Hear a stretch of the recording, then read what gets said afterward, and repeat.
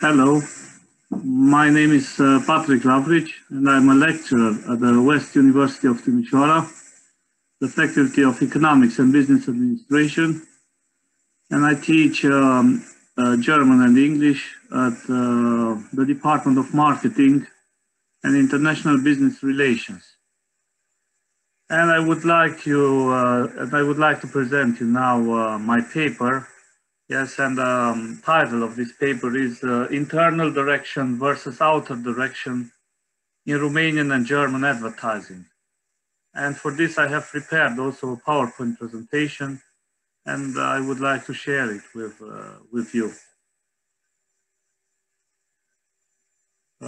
As I've told before, yes, the topic of the paper is internal direction versus outer direction in Romanian and German advertising. And as an introduction, I would like to tell you that modern as well as more traditional societies face the same basic problems. So these problems are practically in all cultures, in all societies. But the answers and reaction to these challenges and how the problems are solved, of course, these answers and reactions differ from one culture to another. And this view, yes, was particularly widespread in social anthropology in the first half of the 20th century. So this idea emerged in the second half of the 20th century. And social scientists like Edward T. Hall, and then in the 80s, 70s, 80s, and 90s and the 21st century, yes, Gerd Hofstede and his student, yes, von Strompenaars, tried to give some answers to these problems and challenges. And they developed the so-called cultural dimensions. With reference to these cultural dimensions, yes, cultural patterns of thought, action, and perception can be characterized, schematized, and delimited. And so they could show, yes, different patterns of thinking, of action, and perception among the different cultures.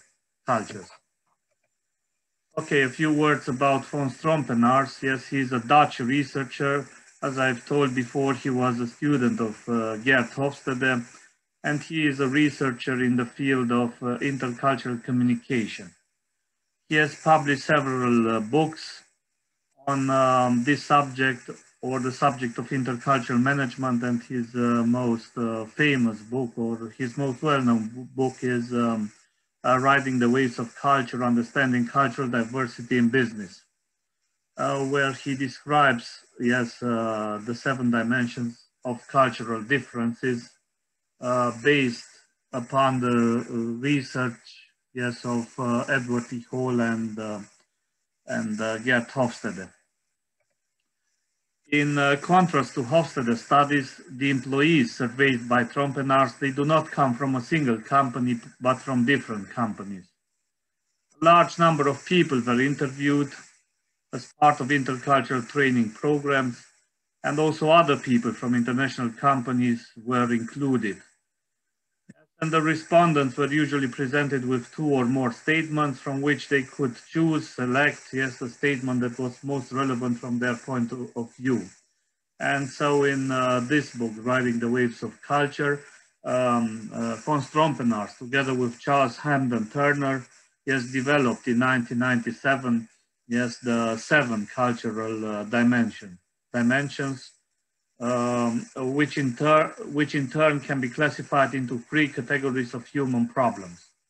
Yes, so these 3 categories are the relationships with people, so with the others, the attitude towards time, and the attitude towards the environment. Okay, so the 7 cultural dimensions are, yes, the 5 that relate to the other, yes, to the relationship with the other are universalism versus particularism. What is more important, rules or relationships? Or individualism versus collectivism. Do we function in a group or as individuals? Or another cultural dimension refers to neutral versus emotional. Do we display our emotions in public? Yes, in the open. Yes. Specific versus diffuse is its fourth cultural dimension. Do we keep our private and professional life separate, or do they mix, do they mingle? And then achievement versus ascription is the last cultural dimension, yes, related to the other. Do we have to prove ourselves to receive status, or is status given to us?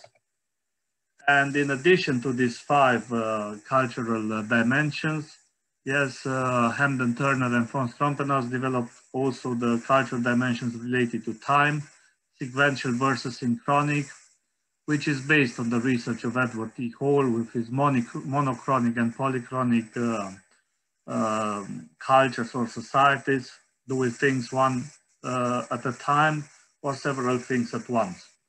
And his last culture dimension is that based on the attitude of the culture towards the environment. And this is also the topic of this paper. Yes, internal versus external control. Do we control our environment, or are we controlled by it? Yes, and this is what I'm going to tell you in the next few minutes. Yes, an overview of the most important characteristics of inner-directed versus outer-directed societies or cultures. People have different attitude towards their environment. They try to control and dominate their environment, the nature, or they are dominated, ruled by nature. So these are the two points of view. The way they deal with the environment is directly related to how they try to cope with their own lives. And this dimension arises from geographical differences that had a prolonged influence on people's behavior, such as weather or climate conditions, plagues, reoccurring catastrophes, as well as wildlife. And these conditions force people into their specific fight of survival, also generating their behavioral codes. So internal versus external control regards to acting with or against environment.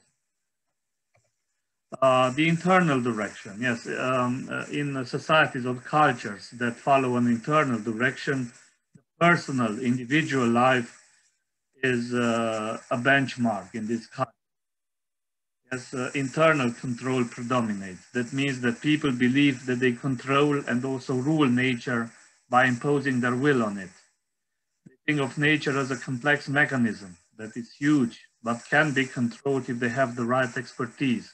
So knowledge is power for them. They believe that humans cannot have the right to dominate nature if they make the effort. This way of thinking, however, refers not only to national environment, but also to the social one, namely the way individuals work with teams and within organizations. Internal direction is characteristic for Anglo-Saxon countries, so UK or the USA, or Israel also, and Northern Europe, the Scandinavian countries, but also the German-speaking countries. So they believe that by acting accordingly, they can influence their own fate. So everybody is in charge of their own fate. Yes, people who work from their internal locus of control and personal development and lifelong learning. In principle, one's own fate can be influenced by will, conviction, and inner attitude, which is related to control over nature. So practically, yes, people try to control, yes, to dominate nature and be in charge of their own fate. On the other hand, yes, when it's about outer direction, so cultures that follow an outer direction, in these cultures, the environment is viewed much stronger than the individual. People see themselves as part of nature and want to live in harmony with it. The laws, forces, and effects of nature influence human life in a very strong way. People believe that nature, the environment, controls them, and they must work with their environment to achieve goals. So harmony is very important with their environment. At work or in relationships, they focus on the others, on their actions on others, and they avoid conflict where possible. People often need reassurance when they are doing a good job. This means that the manager has a lot of influence on his or her team. They believe in fate and they cannot control fate. So their life, the fate rules their life and they cannot do much to change fate. And they also see fate as the reasons for successes and failures, less in themselves than in external circumstances. This applies to Arab countries, African countries, but also Russia and China, also countries from the Eastern Europe. They think that they can dominate their fate themselves. They cannot dominate their fate themselves because it is predominantly influenced by external circumstances. So this means outer direction. Here on this slide, you can see once again the countries that are dominated by internal orientation and outer orientation. And as I've told before, they are on the one hand the United States, Australia, New Zealand, United Kingdom, yes, the Anglo-Saxon countries, Israel, also the German-speaking countries, and on the other hand, China, Russia, Saudi Arabia, and some African countries. Okay, as an example, I would like to present, yes, this dimension is also expressed in the way we deal with the external environment. This can be demonstrated using the Walkman as an example. The original idea behind this Japanese invention is to listen to music without disturbing other people. This was the original idea, also stated in an interview by Akio Morita, the CEO of Sony, who explained that he conceived the Walkman while he was searching for a way to enjoy music without disturbing others. But this is in sharp contrast to the normal motivation for using a Walkman in the Northwest Europe or North America, where most users do not want to be disturbed by other people. So they do not want to be disturbed by other people.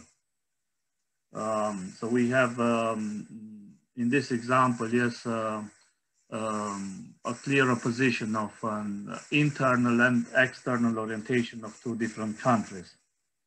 The questions that Trompenas and Hamden Turner use are how different cultures assess their respective chances of being able to determine their own fate, or how much they see themselves at the mercy of the environment and nature.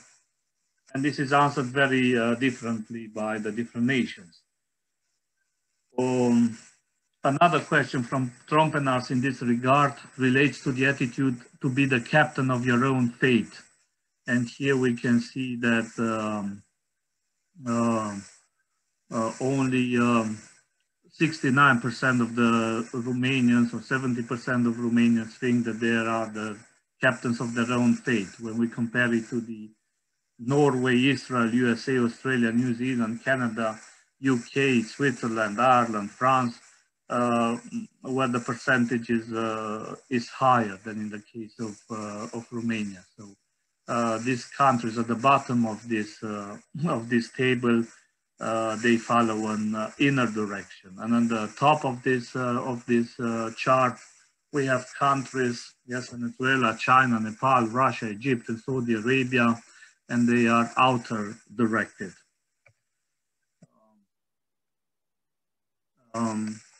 So in summary, the attitude towards the environment can be represented as follows. Cultures of inner orientation are often dominant, sometimes aggressive towards the environment. Conflict and resistance are considered to be signs of conviction. There is discomfort when the environment appears out of control. Cultures of external orientation are often flexible, willing to compromise, geared towards peacefulness, harmony, and empathy.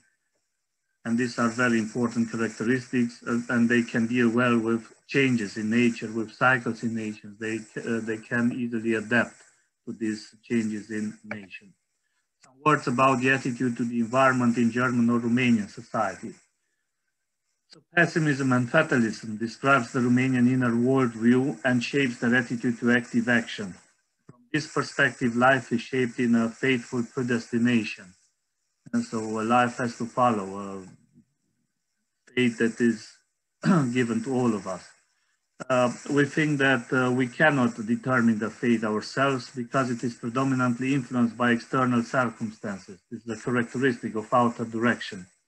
The tendency to passivity is expressed in the fact that one's own decision is rather limited, and personal initiative is hardly shown, and responsibility for oneself is often transferred to others. The hope for a better life is there, but we are aware that it will not happen in the near future. Yes? That it will happen maybe on the long run, in a longer perspective.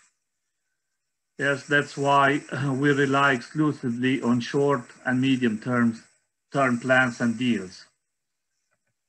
And on the other hand, the Germans identify strongly with their own professional activity. They take their work, their role, their task, and their responsibilities very seriously. They want to do what they do well and are focused on it. Also, when having clear goals, they can be left largely free in their work. A characteristic of the inner directed cultures. As a result, representatives of these cultures tend to be proactive in making decisions, so they can take decisions on their own. In principle, one's own fate can be influenced by will, conviction, and inner attitude. These are characteristics of an internal direction, which is related to control over nature. Because structures, norms, rules are internalized, there is also German reliability in relation to the matter. That's why German products usually have a good reputation abroad and are often associated with high quality. I want to come to the more practical part of this presentation. Yes, the attitude to the environment in Romanian and German advertising. Yes, so Romanian culture tends to be outer directed when considering the attitude towards the environment. People want to live in harmony with nature and change it as little as possible. This is also shown in the numerous Romanian advertisements for mineral sparkling water, as you can see here in the picture, for Dorna or Billboard, and even in ads for beer, Ciucaș, Ciuc or Gösser, in which the product is presented in nature and in harmony with nature. The terms nature, naturalness often appears in the headlines and slogans of ads. For instance, Dorna, nature meets the city, or for Ciucaș, nature's most favorite beer, or beer from the mountains, or Gösser, of a perfectly naturalness. In addition to the product, the eye catchers of the ads usually present mountain landscapes and water sources, be it a waterfall or a mountain river or a lake, in order to emphasize the naturalness and purity of the drinks. The product is also shown in the commercial for the beer brand Ciucaș, as you see on this slide, within the framework of an idyllic mountain landscape. A beautiful natural landscape is shown in which the symbol of the beer brand, the deer, is shown next to the people. In this paradise-like landscape with forested mountain slopes and a mountain river with a waterfall reproduces the harmony with nature. Of course, wildlife also belongs to nature, just like the deer, the symbol of this deer brand. Once at the river, people and deer can admire the elf-like women who throw the aromatic hops and malt into the water, thus imitating the brewing process of nature's favorite beer, as the slogan tells us. It is a paradise-like landscape in which humans, animals, nature, they live in harmony together and offer the possibility of purity, enjoyment, tranquility. Yes, a beer from nature and in nature can be enjoyed alone, but also above all with friends. This is also characteristic of a collectivist society as the Romanian society. Or in another Romanian commercial for the Guarantee Bank, they even use talking animals to advertise the saving of forest, the Shinga forest. The wolf, the bear, or the lynx who live in the forest and are in danger of losing their natural habitat. Many Romanian ads also draw attention to the dangers of environmental pollution and the extreme deforestation, with sometimes brutal, shocking images to point out the extreme deforestation. And here on this slide, yes, we have some ads that belong to the botanical garden in Bucharest, who advertises with ads and the slogan, "We have been learning from nature for over 150 years against environmental pollution and the destruction of nature. Nature is seen as an important resource in which people should live balanced and carefree lives." Or in another Romanian commercial, "Let's Do It Romania," a family is having a picnic by the river. When they start to eat, the father notices that the mustard bottle is empty. He simply throws the empty mustard bottle into the river, along with many other bottles and the garbage that has been collected next to a tree in the river. The father asks then a couple across the river to lend him their mustard bottle, and when they throw him the bottle, it falls into the river next to other empty bottles and garbage. The father now tries to locate, the borrowed bottle and thinks he has found it. But when he presses the mustard out of the bottle into the plate, nothing but dirty, contaminated water flows over the grilled meat. Angry, he throws the wrong bottle away on another heap of garbage, which this time piles up not far from him. Another sign that people should live in harmony with nature and not pollute the nature. Superstition and belief in the fate are also characteristics of external orientation.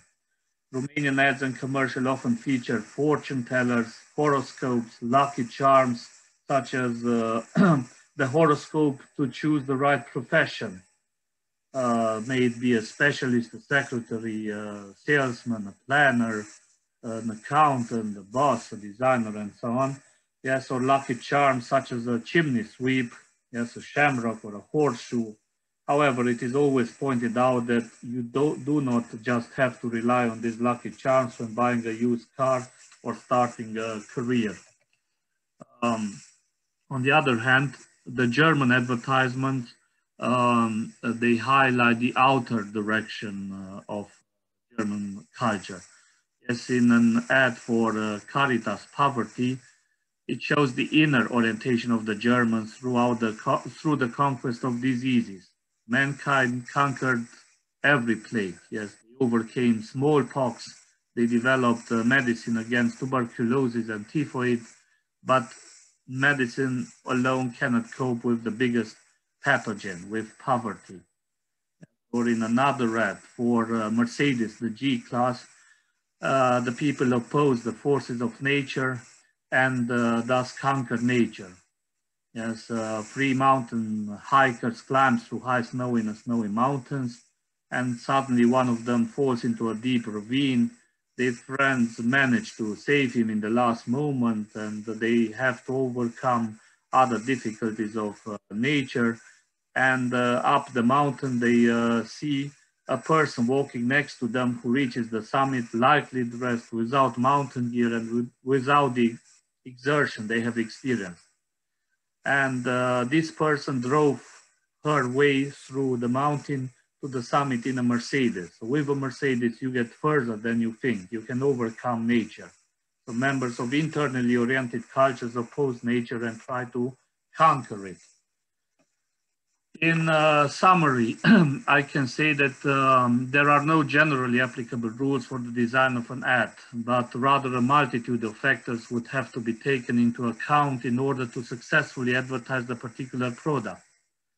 In addition to cultural peculiarities, product-specific factors and transnational target groups must be taken into account. The attitude towards the environment can also be recognized by the way the advertising is carried out, by the interactions between people and the type of people portrayed, as well as the way in which the message is conveyed and the way in which the target group is influenced and reached in different cultures. So this was the presentation, of my paper, Internal versus Outer Control in Romanian and German Advertising. Thank you for your attention, and I hope to see you soon. Bye.